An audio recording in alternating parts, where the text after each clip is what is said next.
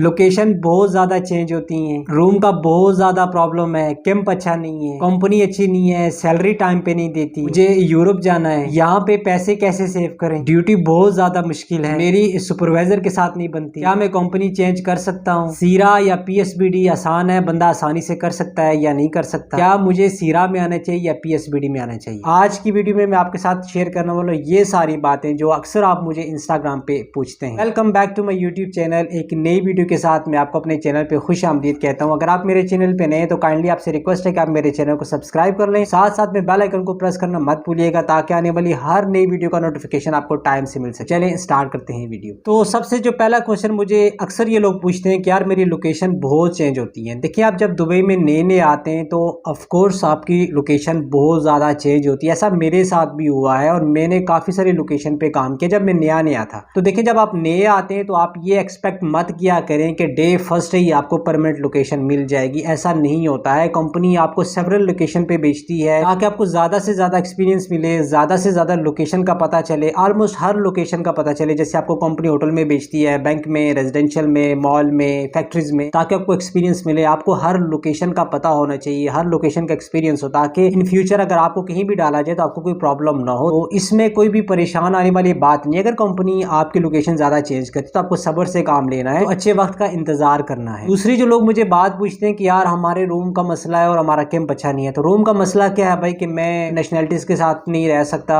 मुझे रूम वाले तंग करते हैं और कैंप बहुत गंदा होता है, वॉशरूम बहुत गंदी है। तो देखें, सबसे पहली बात यह है कि कहीं भी आप लेबर कैंप में जाएं, हर लेबर कैंप का यही हाल होता है, वॉशरूम गंदे होते हैं। जहां तक रूम की बात है तो जब आप घर से निकल आते हैं फिर आप ये बातें मत सोचा करें इनके साथ नहीं रह सकता, या मैं उसके साथ नहीं रह सकता, या मैं पाकिस्तानी के साथ नहीं रह सकता, या मैं इंडियन के साथ नहीं रह सकता, या मैं अफ्रीकन के साथ नहीं रह सकता। तो आपको रहना पड़ेगा। जब आपने काम करना है तो फिर आपको रहना पड़ेगा, आपको सर्वाइव करना पड़ेगा। इसका हल ये है कि देखिए, आपको पैसेज ऑफ टाइम कॉन्टेक्ट्स बनाने हैं, लोगों से ताल्लुक बनाना है, अपनी नेशनलिटी के लोगों के साथ आपने मिलना है, उनसे बात करनी है, तो फिर आहिस्ता आहिस्ता ये सारी चीजें सही हो जाती हैं। सिर्फ आपको ये है कि आपको अपने कॉन्टेक्ट्स बनाने हैं, अपना ताल्लुक बनाना है, अपने लोगों के साथ बैठना है, उनसे गप करनी है, उनसे मिलना है, तो फिर कहीं ना कहीं आपको रूम अच्छा मिल जाता है। और जो तीसरी बात है कि यार कंपनी अच्छी नहीं है और सैलरी टाइम पे नहीं देती। देखिए, मैं हमेशा वीडियो में कहता हूँ कि सबसे पहले आप कोशिश ये क्या करें कि जब आप अपने मुल्क में होते हैं, अपनी कंट्री में होते हैं, तो अच्छी कंपनी का वेट क्या करें, आप बहुत जल्दी ना क्या करें। मैंने बहुत ज्यादा ऑब्जर्व किया है कि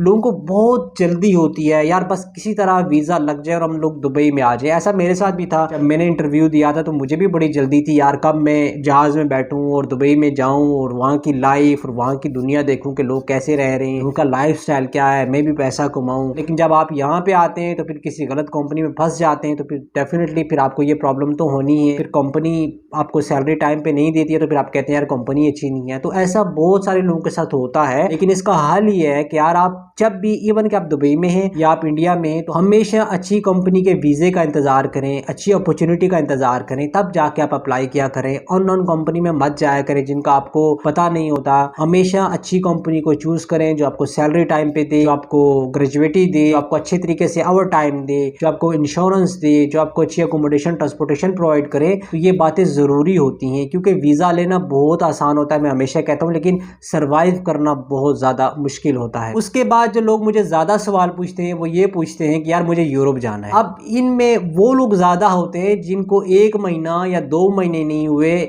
या इवन के वो इंडिया, पाकिस्तान, बांग्लादेश में बैठ के ये मैसेज करते हैं कि यार हम लोग दुबई जा रहे हैं और हमने आगे यूरोप जाना है। तो भाई मेरे, आप जाएं यूरोप, आप जा सकते हैं, क्यों नहीं जा सकते, लेकिन एटलीस्ट आप यहाँ पे आए, यहाँ पे 6-7 महीने, साल काम करें, थोड़ा एक्सपीरियंस लें, अपनी कम्युनिकेशन स्किल्स को बेहतर करें, साथ साथ में पैसा कमाएं, सेव करें। आप बेशक यूरोप जाएं, लेकिन यूरोप भी आपको कोई फ्री में तो नहीं लेके जाएगा। जो भी लेके जाएगा आपसे 15,000, 20,000, 25,000 जरूर मांगेगा। तो आपके पास पैसे नहीं होंगे तो आप यूरोप कैसे जाएंगे। आप डेफिनेटली जा सकते हैं, लेकिन यहाँ पे रुकें, 6 महीने, 1 साल काम करें, पैसे सेव करें, एक्सपीरियंस में, उसके बाद आप जाएं, मूव करें। क्यों नहीं कर सकते, कोई भी क्राइटेरिया नहीं होता। आप पोलैंड, माल्टा जाते हैं, पुर्तगाल जाते हैं, तो वहां पे जाने के लिए कोई भी इतनी कोई खास एजुकेशन, क्वालिफिकेशन की डिमांड नहीं होती। लेकिन एटलीस्ट आप जिस जॉब में जा रहे हैं यहाँ का एक्सपीरियंस होना, 6 महीने और साल का कंपनीज मांगती हैं, आपका इतना एक्सपीरियंस होना चाहिए। जिस वीजे पे आप पुर्तगाल जा रहे हैं या माल्टा या पोलैंड जा रहे हैं तो यहाँ का वीजा होना लाजमी होता है। उसके बाद जो ज्यादा पूछे जाने वाला क्वेश्चन होता है कि यार हम लोग यहाँ पे पैसे सेव कैसे करें। तो देखिए, आपने पैसे कैसे सेव करने हैं ये आपने खुद सोचना है कि मैं कैसे पैसे सेव कर सकता हूँ। तो देखिए, जहां तक पैसे सेव करने की बात है, सबसे पहली बात और इम्पोर्टेंट बात यह है कि जो आपका जो फ्रेंड सर्कल है वो थोड़ा महदूद होना चाहिए, लिमिटेड होना चाहिए। और जो भी आपके जो फ्रेंड्स हों या आपके दोस्त हों वो लॉयल हों, ना कि आपके पैसे खाने वाले हों। आपको कहें यार आप नाश्ता करवा दो, आप हमें खाना खिला दो, आप ये करवा दो,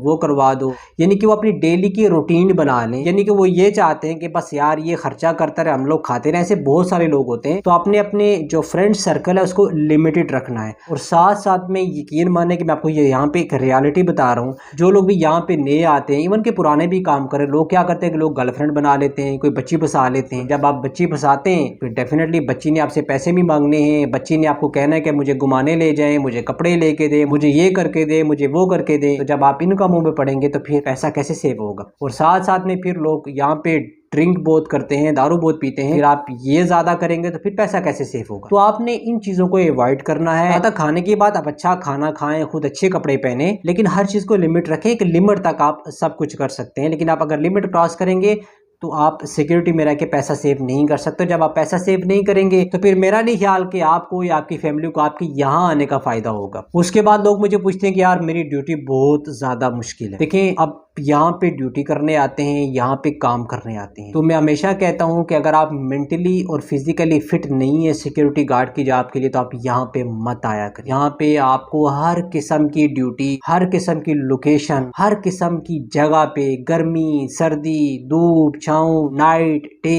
हर तरह की लोकेशन, हर तरह के मौसम, हर तरह की कंडीशन में आपको काम यहाँ पे करना पड़ेगा। मुश्किल है या आसान आप काम करेंगे तो आपको कंपनी पैसा देगी। होटल्स में, शॉपिंग मॉल्स में हजारों की तादाद में लोग काम करते हैं, धूप में, गर्मी में, वो भी तो हैं। अगर वो कर सकते तो हम क्यों नहीं कर सकते। इसके लिए आपके जो मेंटल लेवल का स्ट्रांग होना बहुत जरूरी है। इसीलिए मैं कहता हूं कि आपको मेंटली और फिजिकली स्ट्रांग होना चाहिए। और सिक्योरिटी गार्ड में जो बर्दाश्त है, हिम्मत है, वो आप में होनी चाहिए। अगर आप में वो है तो आप यहाँ पे जरूर आके काम करें। और उसके बाद मुझे लोग अक्सर पूछते हैं कि यार मुझे सुपरवाइजर बहुत तंग करता है, मैं क्या करूं। देखिए, ये एक्सपीरियंस मैंने भी किया है। मैंने बहुत सारे सुपरवाइजर के साथ काम किया, बहुत सारी लोकेशन पे काम किया, कहीं मुझे बहुत अच्छे लोग मिले, कहीं बुरे भी मिले। लेकिन बहुत सारी चीजें डिपेंड करती हैं आप पे भी कि आपकी पर्सनालिटी क्या है, आपका बिहेवियर कैसा है, आप उससे कैसे बिहेव करते हैं। ये भी चीजें मैटर करती हैं। आप किसी को मत बुरा कहें, आप ये ना कहें कि वही बुरा है।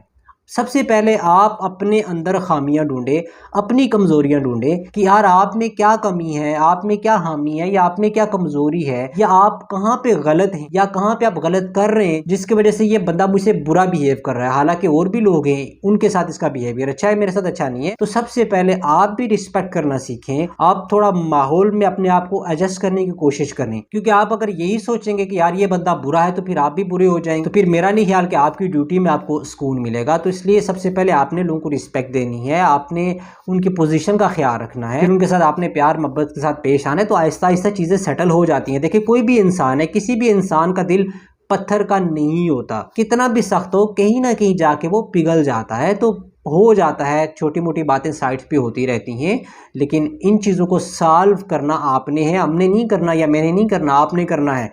आपने कंडीशन और सिचुएशन को देख के इन चीज़ों को हैंडल करना है। उसके बाद लोग जब नए नए आते हैं तो कहते हैं यार कि कंपनी अच्छी नहीं है और क्या मैं कंपनी चेंज कर सकता हूँ, कंपनी मुझसे क्या लेगी, मुझे क्या देगी। तो देखें, ये चीज़ें वेरी करती हैं कंपनी टू कंपनी, कि आपके साथ कंपनी क्या करती है। देखें, जो एज पर लेबर लॉ जो आपका प्रोबेशन पीरियड होता है वो 6 महीने का होता है। तो 6 महीने के अंदर अंदर अगर आप कंपनी छोड़ते हैं, फिर कंपनी आपसे जो वीज़ा का चार्ज है वो लेती है। अब आपने करना क्या है कि जब भी आप कंपनी का जो ऑफर लेटर है वो साइन करते हैं, तो साइन करने से पहले आप उसको अच्छी तरह से पढ़ लिया करें कि यार इसके अंदर लिखा हुआ क्या है। जब आप वो अच्छी तरह से पढ़ेंगे तो फिर आपको किसी से पूछने की जरूरत नहीं पड़ेगी। उसमें सारी टर्म एंड कंडीशन सारी होती हैं कि अगर आप कंपनी छोड़ते हैं तो ये होगा, अगर आप प्रोबेशन पीरियड में रिजाइन देते हैं या टर्मिनेट हो जाते हैं तो फिर वो सारी टर्म एंड कंडीशन वहाँ पे लिखी होती है। लेकिन एज पर लेबर लॉ अगर आप 6 महीने के अंदर कंपनी छोड़ते हैं, फिर जो वीज़ा की कॉस्ट है वो कंपनी को आपने देनी होती है, कंपनी आपसे लेगी। उसके बाद अगर आप छोड़ते हैं तो फिर वो डिपेंड करता है कि कंपनी आपके साथ क्या करती है। तो ये वेरी करता है कंपनीज टू कंपनी, क्योंकि बहुत सारी कंपनीज अगर 1 साल बाद भी आप छोड़ते हैं तो फिर भी आपसे चार्ज लेती हैं। और कुछ ऐसी भी कंपनीज है जो आपको अंडर प्रेशर करती हैं कि अगर आप 2 साल के अंदर छोड़ेंगे तो हम आपसे 5,000 लेंगे, 6,000 लेंगे। तो ऐसा होता नहीं, ऐसा बहुत कम होता है। लेकिन फिर भी आप कंपनी का जो कॉन्ट्रैक्ट है, जो ऑफर लेटर है, वो जरूर पढ़ लिया करें। तो जहां तक चेंज करने के बाद ऑफकोर्स आप चेंज कर सकते हैं 6 महीने के बाद। कोई भी अच्छी जॉब ढूंढें, आप सिक्योरिटी की कंपनी ढूंढे या किसी और कंपनी में या किसी और ट्रेड में अगर आप जाना चाहें तो आप जा सकते हैं। उसके बाद सबसे ज्यादा पूछा जाने वाला क्वेश्चन ये कि क्या मुझे सीरा में आना चाहिए या पीएसबीडी में आना चाहिए। तो देखें, इंसान जाता वही है जहां पे उसको ज्यादा पैसा मिलता है। तो मैं हमेशा ये रिकमेंड करता हूं, आपको रिकमेंडेशन देता हूं कि आप हमेशा पीएसबीडी में आए अगर आप इनकी डिमांड पे पूरा उतरते हैं। तो आपको कहाँ जाना चाहिए? आपको ऑफकोर्स आपको जाना चाहिए पीएसबीडी में। अगर आपकी हाइट अच्छी है, अगर आपकी क्वालिफिकेशन ठीक है, आप में स्पीकिंग स्किल्स हैं, तो आप डेफिनेटली आप पीएसबीडी को ज्वाइन करें। उसके बाद बहुत ज़्यादा पूछा जाने वाला क्वेश्चन ये है कि क्या पीएसबीडी या सीरा आसान है या मुश्किल है। देखिए, मैं हमेशा कहता हूँ कि अगर आपको इंग्लिश आती है, आपको इंग्लिश लिखना आती है, आपको पढ़ना आती है, आपको समझना, आपको बोलना आती है, तो फिर मेरा नहीं ख्याल कि अगर पीएसबीडी हो या सीरा हो, कोई भी मुश्किल नहीं है। सिर्फ करना ही है कि आपने,